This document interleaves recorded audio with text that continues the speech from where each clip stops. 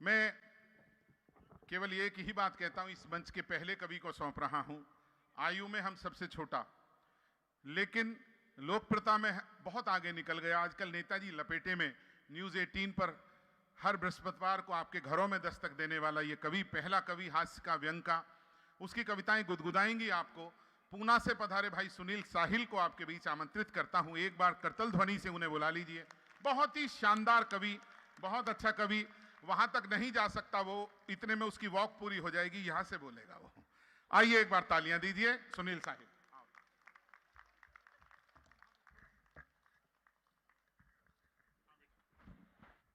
बड़ा आनंद मिल रहा है आप जैसे बाबू सोना जैसी ऑडियंस के बीच आकर। मैं पूना में रहता हूँ। 25 साल पहले मैं भी साउथ दिल्ली के कॉलेज में पढ़ता था। आप मेरी कोमल त्वचा पर मत जाइए, आपके पिताओं की उम्र का हूँ। बहुत अच्छे। 25 साल पहले मैं पढ़ता था। आपको मैं कॉलेज का नाम नहीं बताऊंगा, मेरे प्रिंसिपल ने मना किया था।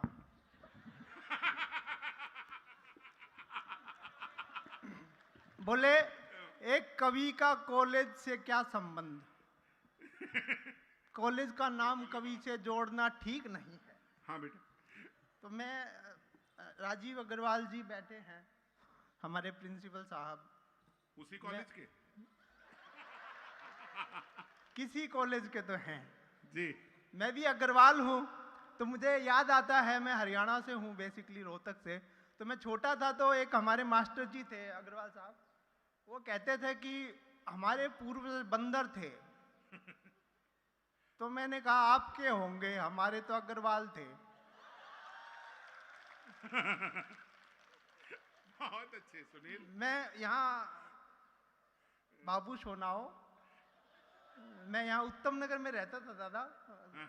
मैं 26 साल पहले मैंने जो पहला कवि सम्मेलन किया था उत्तम नगर में, वो दिनेश रघुवंशी जी दादा हमारे सर, इनके साथ किया था। एक बार उनके लिए तालियां बजा दीजिए आप जी। 26 साल का सफर कितना बड़ा सफर है। हालांकि अभी तो मुझे 20 के लगते हो आप। हाँ, लड़कियों को भी तो लगूं।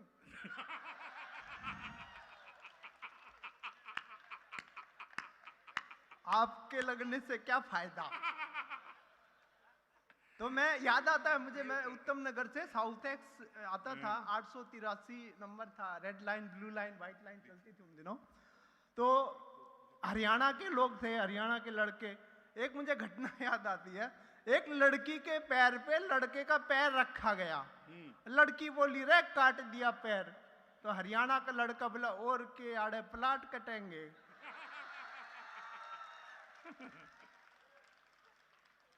मैं बचपन में, मुझे याद है स्कूल में हम पढ़ते थे, हमारे एक मास्टर जी, एक हमारा बच्चा 3 दिन स्कूल नहीं गया जी। तो मास्टर जी ने उससे पूछा कि तू 3 दिन स्कूल क्यों नहीं आया।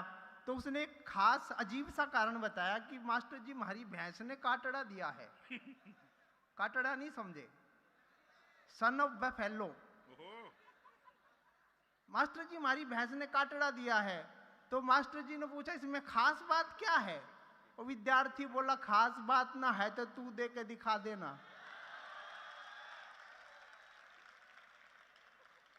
वो मास्टर जी बच्चों को कक्षा में प्रण दिलवा रहे थे कि प्रण करो कि हमेशा सत्य बोलोगे, झूठ नहीं बोलोगे। बच्चा बोला जी हाँ बोलेंगे। प्रण करो कि मांस नहीं खाओगे, मदिरा नहीं पियोगे। बच्चे बोले जी बिल्कुल नहीं पिएंगे, बिल्कुल नहीं खाएंगे। प्रण करो कि लड़कियों की तरफ नहीं देखोगे, फिल्में नहीं देखोगे। लड़का बोला जी आंखें फोड़ लेंगे।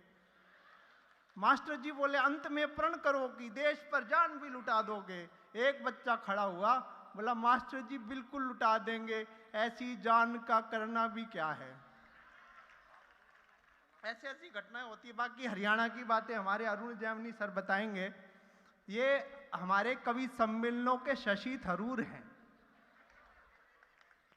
ताली बजा दो। ये हमारे कवि सम्मेलनों के शशि थरूर हैं। अच्छा, आप जिस कारण से समझ रहे हैं उस कारण से नहीं है, इनकी अंग्रेजी कमजोर है। अच्छा, आप गलत समझ रहे हैं। दूसरे कारण से शशि थरूर हैं।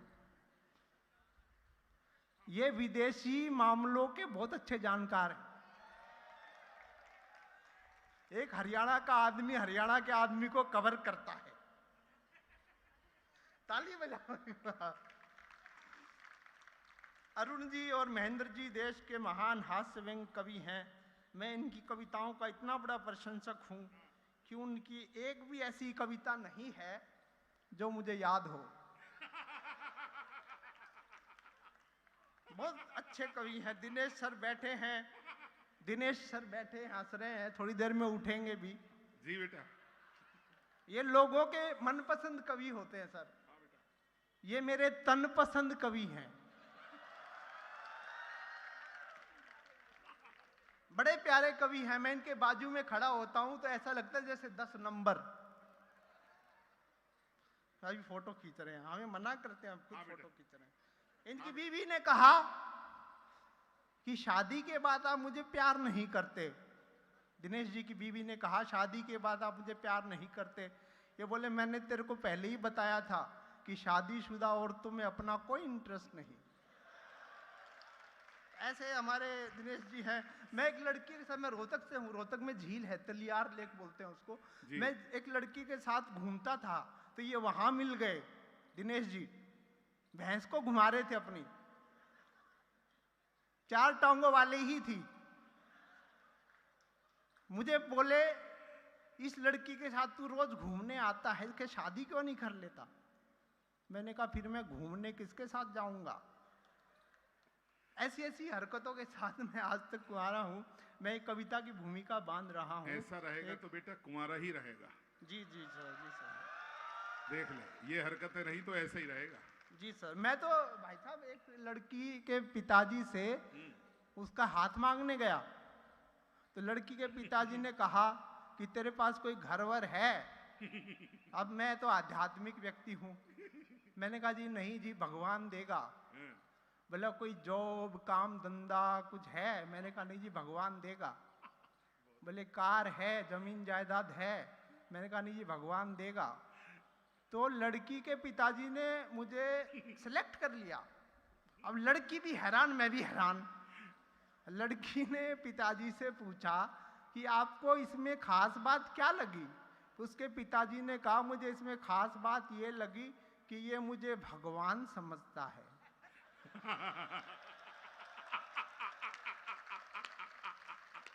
बहुत अच्छे सुनी। ये महेंद्र अजनबी भाई साहब, ये देखिए मैं 26 साल पहले कवि सम्मेलन में आया और मैं आज बड़े भावुक होकर कहता हूं कि मैंने पहला कवि सम्मेलन किया था वो दिनेश रघुवंशी जी के साथ किया था जी। और आज 26 साल बाद मैं यहाँ खड़ा हूँ। मेरे लिए बहुत भावुक पल है और इसके लिए एक बार प्लीज आप तालियां बजा दीजिए।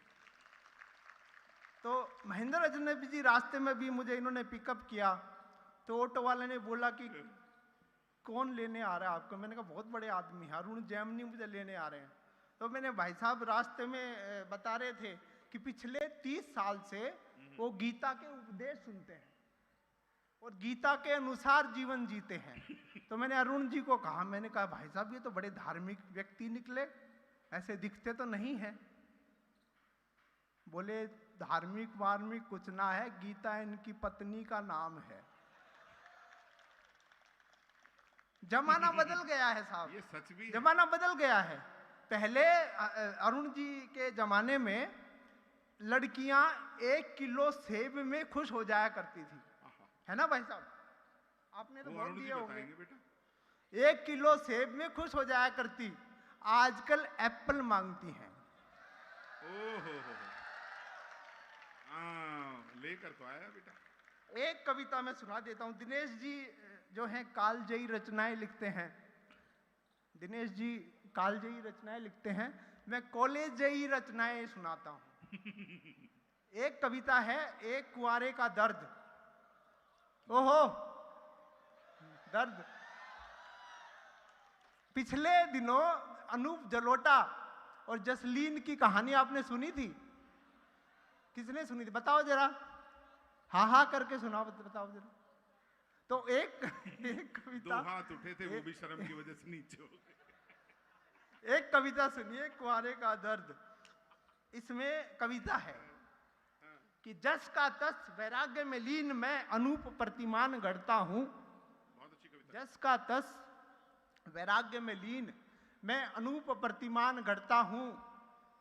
जस का तस वैराग्य में लीन मैं अनूप प्रतिमान गढ़ता हूं। मैं इतना सिंगल हूं कि लकड़ी को भी लड़की पढ़ता हूं। मैं इतना सिंगल हूं कि लकड़ी को भी लड़की पढ़ता हूं। कोई जसलीन सुंदरी मेरे नैनों की भाषा पढ़ ले। कोई जसलीन सुंदरी मेरे नैनों की भाषा पढ़ ले। लड़कियों का मुझे आगे बढ़ाने में बहुत योगदान रहा। जो भी मिली बोली आगे बढ़ ले।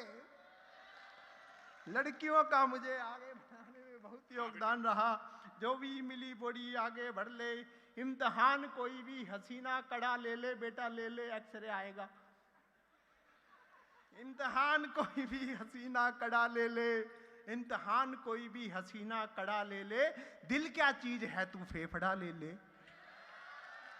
दिल क्या चीज है तू फेफड़ा ले ले। ए विधाता मेरी सूखी डाली पर एक भी कली नहीं खिली।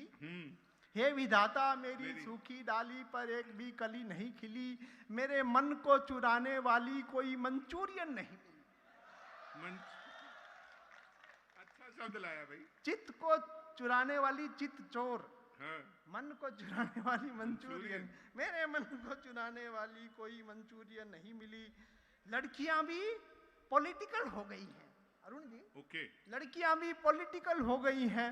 एक लड़की लेफ्टिस्ट निकली क्योंकि वो मुझे लेफ्ट कर गई थी। एक लड़की लेफ्टिस्ट निकली क्योंकि वो मुझे लेफ्ट कर गई थी। एक भाजपाई थी।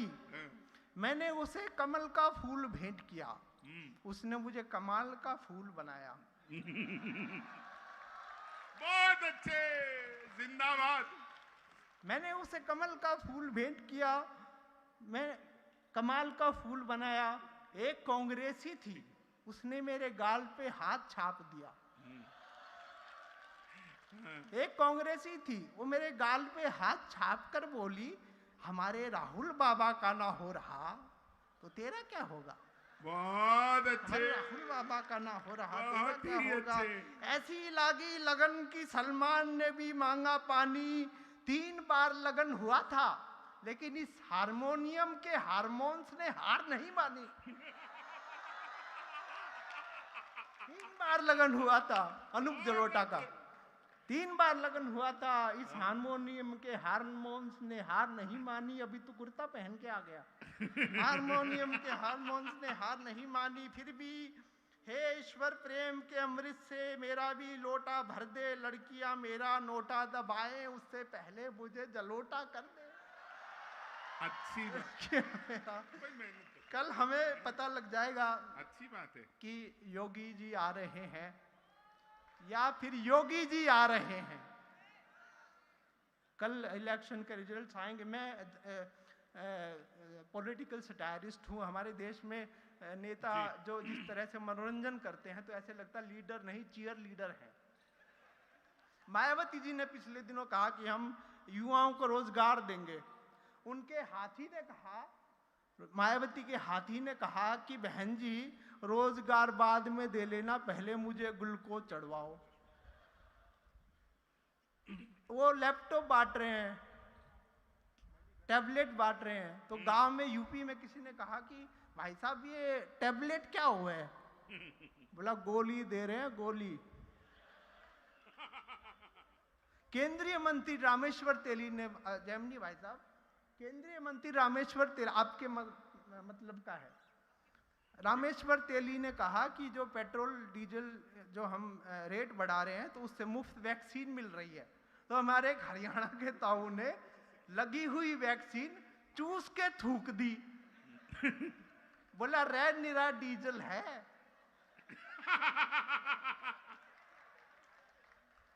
ऐसे किस्से हैं। कांग्रेस वाले कह रहे हैं कि देश में तानाशाही चल रही है। इनका एक नेता दूसरे नेता पर ताना कसता है तो वो शाह के पास चला जाता है तो हो गए तानाशाह।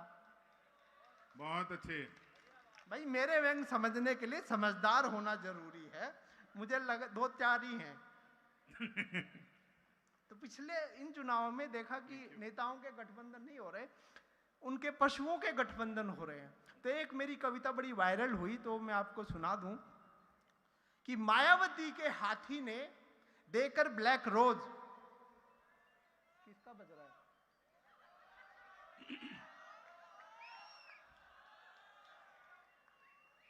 मायावती के हाथी ने देकर ब्लैक रोज आजम खान की भैंस को किया प्रपोज। मायावती के हाथी ने देकर ब्लैक रोज आजम खान की भैंस को किया प्रपोज। बोला सोना बेबी कलूटी बफेलो, सोना बेबी कलूटी बफेलो, सूंड पे रख के दिल लाया हूं तुरंत ले लो जी। सूंड पे रख के दिल लाया हूं तुरंत ले लो। कलूटी भैंस बोली अपनी मोटी चमड़ी में भूसा भरवाएगा क्या? महन जी सुनिएगा, अपनी मोटी चमड़ी में भूसा भरवाएगा क्या? अबे अलग नस्ल है, लव जिहाद करवाएगा क्या? अलग नस्ल है, लव जिहाद करवाएगा क्या? तोबा तोबा तुमने ये प्रपोज गुनाह किया है। आपने तो निष्फिक्र सुना था, अभी नया शब्द सुनो। तोबा तोबा तुमने तो ये प्रपोज गुनाह किया है। मैं अच्छे घर की हूं पर से मम्मी ने भी मना किया है। इश्क में मदमस्त हाथी बोला, इश्क में मदमस्त हाथी बोला, ये नेताओं का चुनाव नहीं है पगली, जहां जातिवाद क्षेत्रवाद संप्रदायवाद को सही सेंका जाता है। ये दिलों का चुनाव है, यहाँ पूछवाद सींगवाद सूंडवाद नहीं देखा जाता है। यहाँ पूछवाद सूंडवाद सींगवाद नहीं देखा जाता है। देखिए लाया भाई, बहुत बढ़िया, धन्यवाद। ये कविता खत्म हो गई है बाय द वे।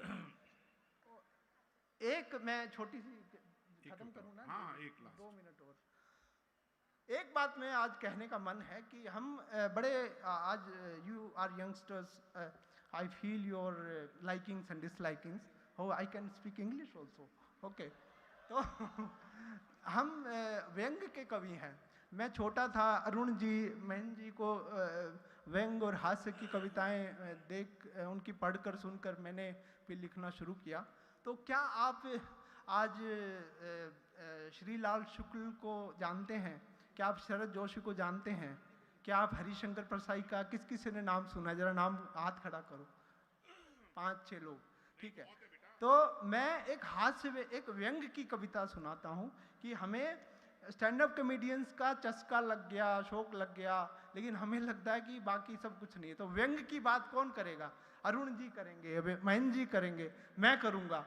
तो एक छोटी सी कविता अरुण जी और महन जी के चरणों में मैं रखता हूँ, और छोटी सी कविता है, तो प्लीज़ आप ध्यान से सुनिएगा। आजकल की जो राजनीतिक परिस्थितियां हैं उस पर मैंने लिखी बड़े ही दुखी मन से, लेकिन हास्य और व्यंग की कविता है, हंसिएगा। कि एक नेता ने दूसरे नेता से पूछा, सो गए क्या दिनेश जी? ये तो देखो,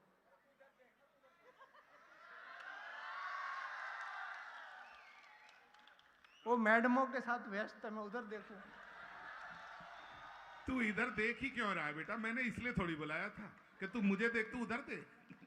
1-2 मिनट की कविता। हाँ, स्वागत। एक नेता ने दूसरे नेता से पूछा, एक नेता ने दूसरे नेता से पूछा, तू कौन सी कंपनी का है? एक नेता ने दूसरे नेता से पूछा, तू कौन सी कंपनी का है? दूसरा नेता बोला गाय छाप, और तू? पहला बोला गधा छाप। पहला बोला गधा छाप। दोनों नेताओं ने एक दूसरे को देखा और पहली नजर में ही नफरत हो गई। दोनों नेताओं ने एक दूसरे को देखा और पहली नजर में ही नफरत हो गई। एक नक्सली तो दूसरा बजरंग बली, एक नक्सली तो दूसरा बजरंग बली, एक जेएनयू तो दूसरा जनेऊ। ये व्यंग की भाषा है। एक जेएनयू दूसरा जनेऊ। पहली कंपनी का नेता इतना पशु प्रेमी था, पहली कंपनी का नेता इतना पशु प्रेमी था कि कई बार तो वह खुद ही पशु हो जाता। बहुत अच्छे सुनील। पहली कंपनी का नेता इतना पशु प्रेमी था कि कई बार तो खुद ही पशु हो जाता। दूसरी कंपनी के नेता को पक्षियों से प्रेम था, इसलिए वह जनता को उल्लू समझता था। बहुत अच्छे। इसलिए वह जनता को उल्लू समझता था और उल्लुओं को देवता। बहुत अच्छे सुनील, बहुत अच्छे। इसलिए वह जनता को उल्लू। ये एक लड़की बहुत प्यारी है, हंस रही है मेरी बात पे। Thank you.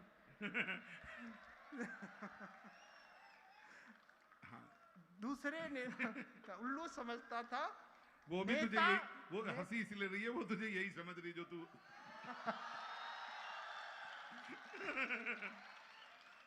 चलो चलो, प्रोग्रेस हुई है। लड़कियां पुरुषों को उल्लू समझने लगी हैं, पहले गधे समझती थी।